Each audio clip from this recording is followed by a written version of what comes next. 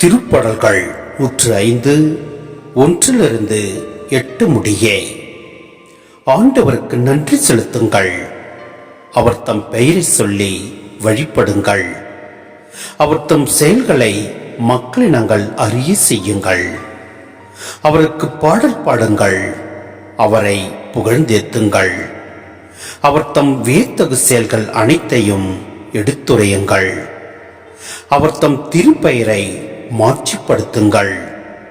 ஆண்டவரை தேடுவோரின் இதயம் அக்களிப்பதாக. ஆண்டவரையும் அவரது ஆற்றலையும் தேடுங்கள்.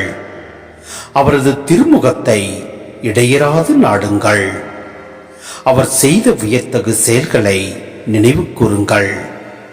அவர் தம் அருஞ்செயல்களையும் அவரது வாய்மொழிந்த நீதி தீர்ப்புகளையும் நினைவில் கொள்ளுங்கள்.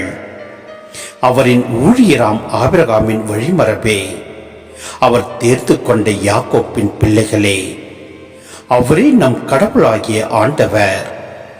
அவரின் நீதி தீர்ப்புகள் உலகம் அனைத்திற்கும் உரியன. அவர் தமது உடன்படிக்கையை என்றென்றும் நினைவில் கொள்கின்றார். 1000 தலைமுறைக்கென தாம் அளித்த வாக்குறுதியை நினைவு கூறுகின்றார்.